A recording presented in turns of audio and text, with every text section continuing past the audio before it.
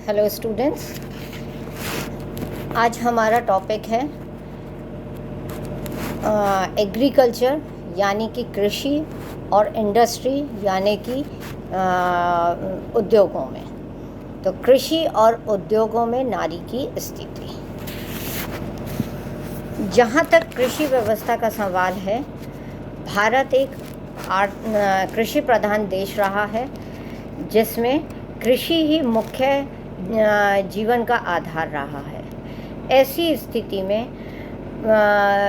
खेती पर काम करने वाले कृषक और मजदूरों की संख्या भारतीय अर्थव्यवस्था में महत्वपूर्ण भूमिका निभाती है। हम अर्थव्यवस्था का अध्ययन करें तो मेल सेक्शन जो था यानी कि पुरुष जो थे वे कृषि का कार्य करते थे, पर साथ ही साथ उद्योगों में उनका हाथ ज़्यादा था। प्राचीन भारत को अगर हम देखें तो अर्थव्यवस्था के आधार पर पुरुष किसी भी प्रकार का कार्य करता था और वह कार्य उसके जीवन यापन से संबंधित होता था, जिसमें वह अध्ययन, अध्यापन, किसी भी तरह के व्यवसाय का कार्य करता था। पर स्त्रियां मुख्य रूप से कृषि में ही उनकी सहायता किया करती थीं। इसलिए कृषि के क्षेत्र में स्त्रियों की भूमिका कटाई और बुवाई और सिंचाई तीनों के ही समय में काफ़ी महत्वपूर्ण दिखाई पड़ती है। प्राचीन भारत में हमें वैदिक साहित्य में एक श्लोक भी मिलता है जिसमें पुरुष और स्त्री के व्यवसायों को प्रदर्शित किया गया है। पूर्व वैदिक काल में स्त्री कोई सा भी और पुरुष कोई सा भी व्यवसाय अपने जीवन यापन के लिए अपना सकते थे, परंतु उत्तर वैदिक काल में वह जन्म पर आधारित हो गया था। तब उसमें किसी भी प्रकार का कोई चेंज नहीं आया था। पर इस प्राचीन काल के पूर्व वैदिक काल में हम देखते हैं कि स्त्रियों ने कृषि के कार्य में भी पुरुषों को सहायता दी है। साथ ही साथ अनाज कूटना, जो कि 10वें मंडल के एक श्लोक में हमारे को मिलता है कि स्त्री अनाज पीसने का कार्य कर रही है। तो खेत से अनाज को कलेक्ट करना और उसको फिर पीसना, यह स्त्रियों का मुख्य कार्य हुआ करता था। मध्यकाल में भी हम देखते हैं कि स्त्रियों के कृषि कार्य में उनकी एक महत्वपूर्ण भूमिका रही। वे जिस तरह से प्राचीन काल में वैसे ही मध्यकाल में भी वे कृषि के कार्य में अपने पति को पूर्ण सहयोग और सहायता देती थी। आधुनिक युग में प्राक ब्रिटिश काल और ब्रिटिश काल की अगर हम बात करें तो क्योंकि गांव मुख्य इकाई थे, अर्थव्यवस्था के मुख्य इकाई थे और कृषि मुख्य जीवन का पेशा था, इसलिए भूमि में जिस प्रकार से परिवर्तन आते गए उसके आधार पर कृषक वर्गों में जरूर बंटवारा होता गया था। कहीं हमें यही जमींदार और तालुकदार के रूप में नज़र आते हैं किसान, तो कहीं पे किसान खेतीहर मजदूर के रूप में नज़र आते हैं और कहीं भूस्वामी के रूप में नज़र आते हैं। यह ज़मीन की शिकमी और बटाई प्रथा पर आधारित था और यह परिवर्तन ब्रिटिश युग में धीरे धीरे होता गया था। हम देखते हैं कि स्त्रियों में मुख्य रूप से कल्टीवेशन का कार्य, जो मतलब बुवाई का कार्य जो होता है, फसल लगाने का कार्य जो होता है, उसमें स्त्रियां मुख्य रूप से सहायता करती हैं। और हम आधुनिक युग की बात करें तो आधुनिक काल की, तो हम देखते हैं कि ब्रिटिश काल तक आते आते एक एग्रीकल्चरिस्ट लैंडलॉर्ड की क्लास तैयार हो चुकी थी। यानी भूस्वामित्व जो था वह जागीरदारों, जमींदारों या तालुकदारों के हाथों में आ चुका था। और इसी के साथ साथ धीरे धीरे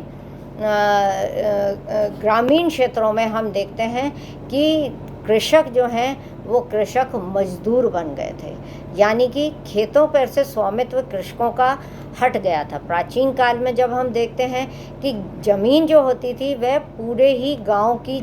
ज़मीन होती थी, और किसान जब तक उस ज़मीन पर लगान देता रहता था तब तक वह ज़मीन का स्वामी माना जाता था। तो इस प्रकार से ज़मीन किसानों के हाथ में ही रहती थी और स्त्री उसकी सहायता करती थी।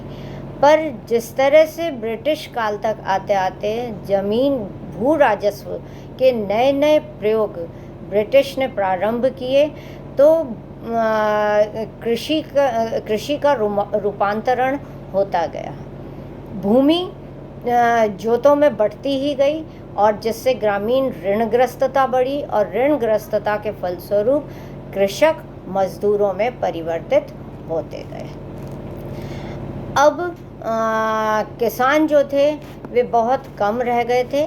सब खेतों पे जितने भी काम कर रहे थे वे अब मजदूर किसानों के रूप में जाना लग गए थे, और इस तरह से लैंडलेस लेबरर्स के रूप में अब हमें ये कृषक किसान काम करते हुए मिलते हैं। वहीं टेनेंसी एक्ट जब से लागू हुआ तो हमारे को किसानों की स्थिति में स्पष्ट परिवर्तन भी नज़र आता रहा है। पर यह एक महत्वपूर्ण तथ्य है कि किसान जो खेती का कार्य करते थे उनके पास में स्वयं की खुद का कोई भी ना तो भूमि का स्वामित्व होता था, ना ही भूमि पे कुछ उनका होल्ड होता था, और न ही उनके पास में कुछ औज़ार और खेतों पे कार्य करने वाले जो विभिन्न प्रकार के औज़ार होते हैं, हल होता है, ट्रैक्टर होता है, बुवाई के लिए काम में आने वाली चीज़ें होती हैं, वो सब कुछ भी उनके पास में नहीं था। ऐसी स्थिति में कृषकों को एकमात्र मज़दूरों के रूप में ही तैयार कर लिया गया था।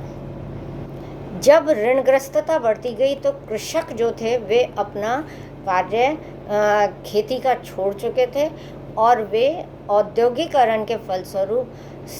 अधिकतर किसानों ने शहरों की ओर पलायन कर लिया था, और वे वहाँ पर कारखानों में श्रमिक के रूप में कार्य करने लग गए थे। पर स्त्रियाँ मुख्य रूप से अभी भी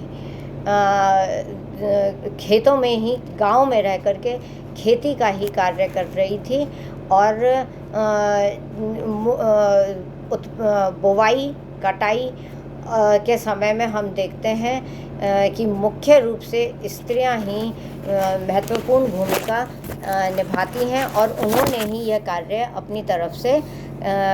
खुद ने ही यह कार्य करना प्रारंभ किया था। स्त्रियों की दशा कृषि में किस प्रकार से रही, इस पर अगर हम बात करें तो मुख्य तथ्य जो उभर कर के सामने आते हैं वे ये कि घर गृहस्थी में स्त्रियां जो थीं वे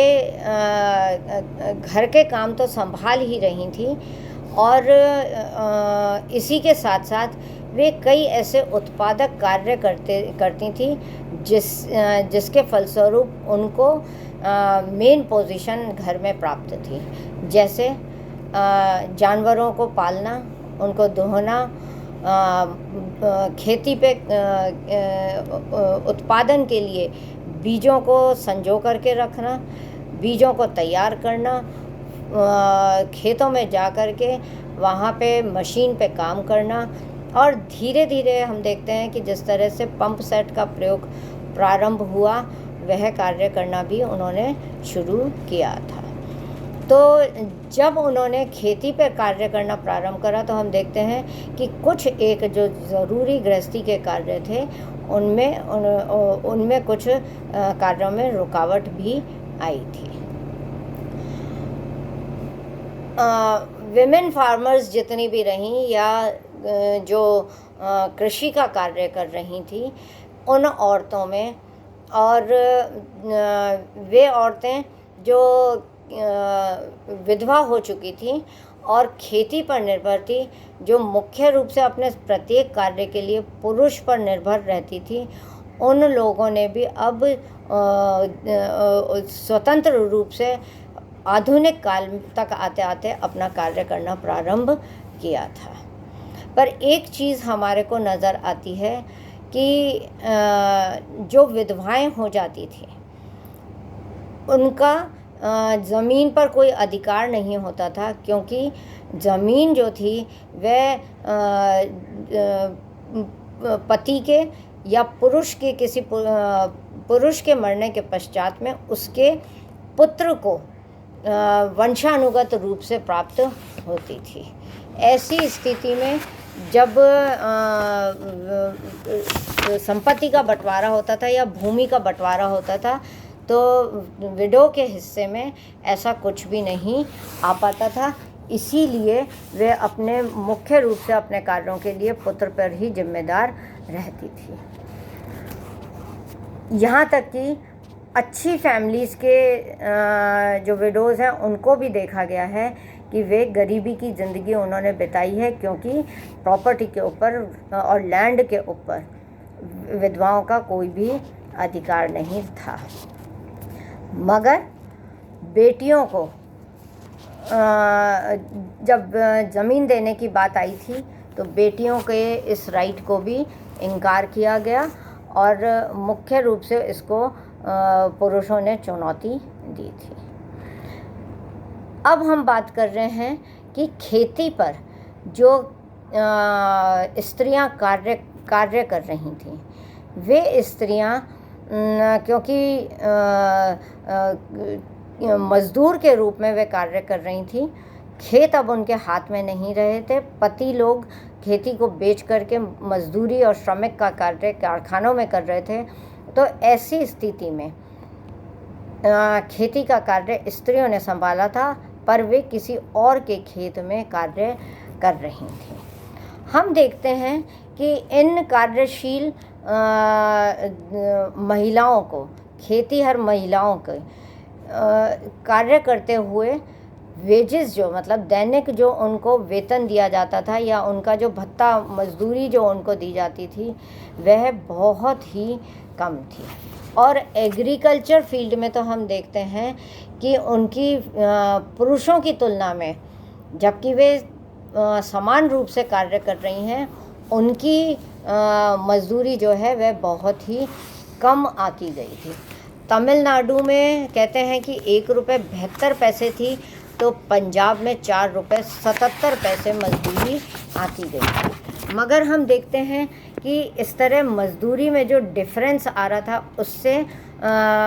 स्त्रियों का खेती में काम तो वे कर रही थी, मगर फिर भी उनको अपने खर्चा तक वो निकाल नहीं पा रही थी। इसी प्रकार से हम देखते हैं कि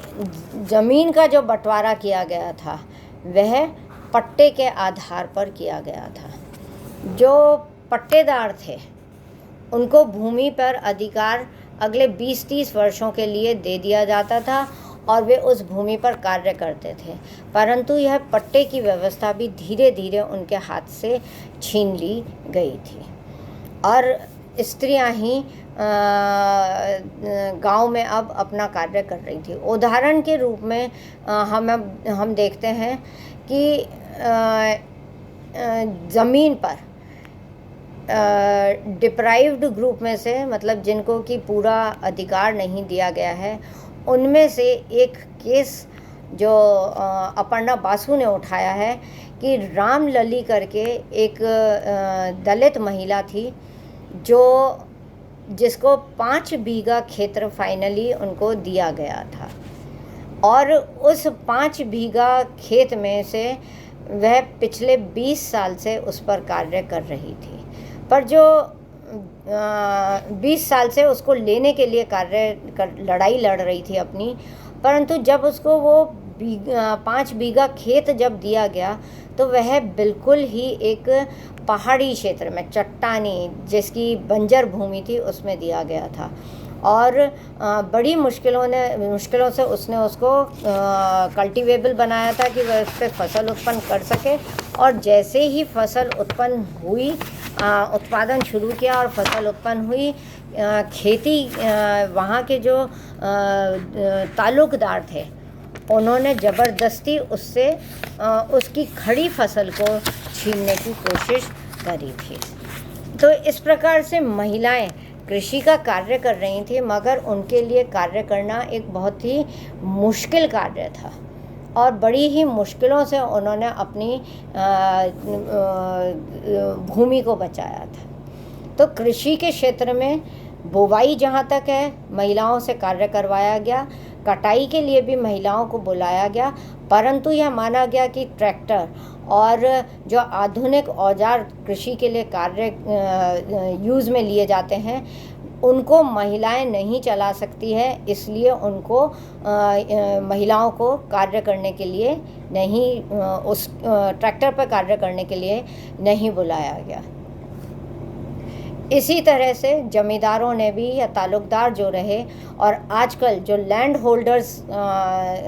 आज़ादी के बाद में भी हम देखते हैं कि जो बड़े बड़े लैंड होल्डर्स हो गए, उन्होंने स्त्रियों की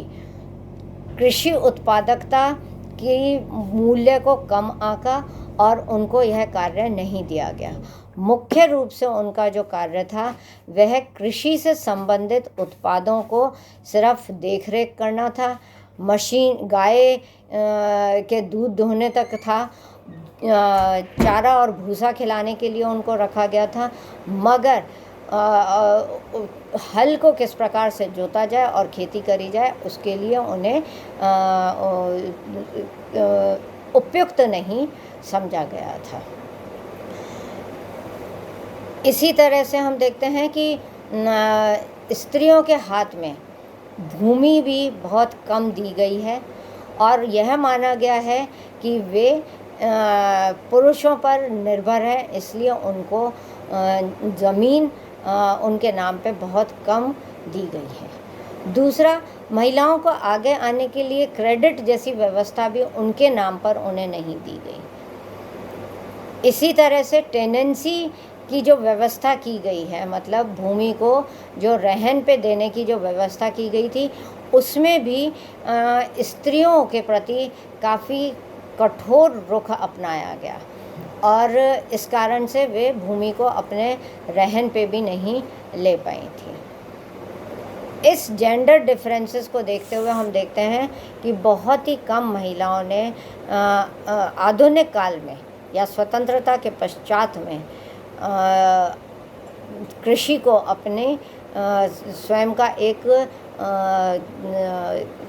आजीविका बनाने का या जीवन यापन करने का माध्यम नहीं चुना और वे अपने पति के साथ में मिल करके इसमें कार्य करती रहीं। स्वतंत्र रूप से उन्होंने कुछ भी नहीं करा। एक और चीज़, जो एक्सप्लॉयटेटिव, जो शोषित एटीट्यूड जो ताल्लुकदारों को रहा, उसने भी, और वेतन देने में जो डिफरेंस रहा, उसके कारण स्त्रियां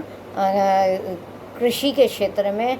कार्य करने में इतनी आगे नहीं आ पाई। Thank you.